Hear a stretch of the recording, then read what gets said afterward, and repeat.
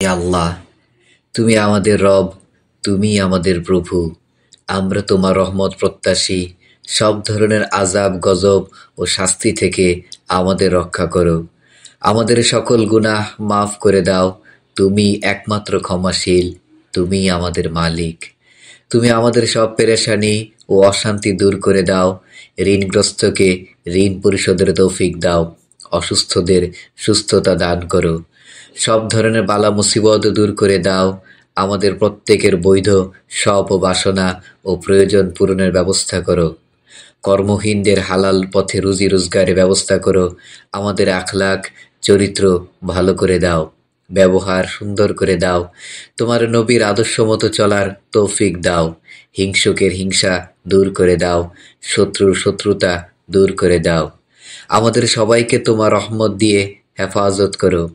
হে আল্লাহ, আমরা নিজেদের প্রতি অনেক অবিচার অত্যাচার করেছি, হাজারো হুকুম অমান্য করেছি। তুমি আমাদের ক্ষমা করে দাও। তুমি ক্ষমা না করলে আমাদের কোনো উপায় নেই, আমরা ধ্বংস হয়ে যাব। তুমি আমাদের উপর রহমতের চাদর বিছিয়ে দাও। তুমি আমাদের প্রত্যেকের গুনাহ মাফ করে দাও। ঈমানকে মজবুত করে দাও। তোমার প্রিয় বান্দা হিসাবে কবুল করে নাও। আমাদের হেদায়েত দাও। আমাদের বৃদ্ধ পিতামাতাদের হেদায়েত করো। সমস্ত বিশ্ববাসীকে হেদায়েত দান করো। যারা জীবিত আছে তাদের ক্ষমা করো। যারা মৃত্যুবরণ করেছে তাদেরকে ক্ষমা করো। ইসলামের জন্য আমাদের কবুল করে নাও।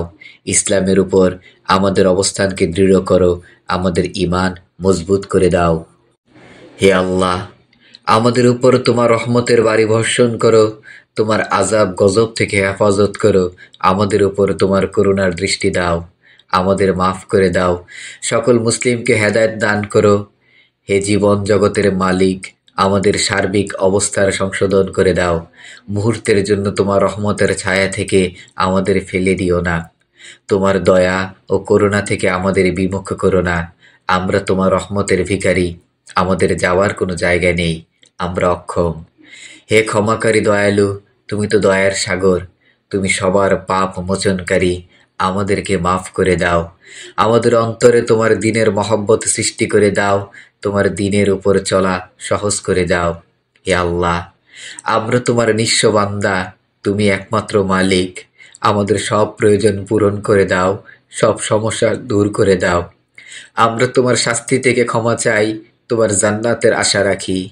ও মালিক, জাহান্নামের আগুনের লেলিহান শিখা থেকে আমাদের বাঁচাও। আমাদের পাপগুলো ক্ষমা করে দাও। আমাদের হেদায়েত দান করো। গুমরাহির অন্ধকার থেকে বেরিয়ে আসার তৌফিক দাও। আমাদের হৃদয়, মন সবই তোমার হাতে। তুমি যেদিকে ইচ্ছা ফিরাতে পারো। দয়া করে আমাদের অন্তরকে দ্বীনের দিকে ফিরিয়ে দাও। ভালো কাজের অনুগামী করে দাও।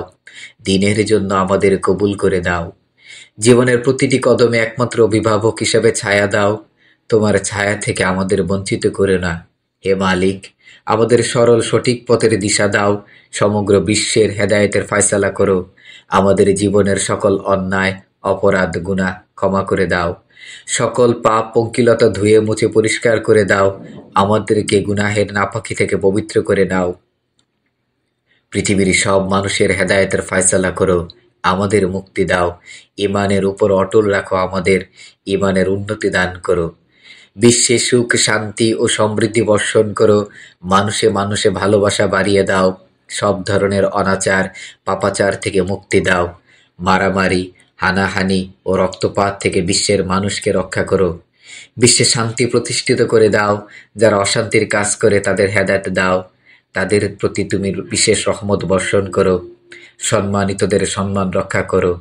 হে আল্লাহ, তুমি আমাদের উপর রাজি হয়ে যাও। আমাদের প্রতি সন্তুষ্ট হয়ে যাও।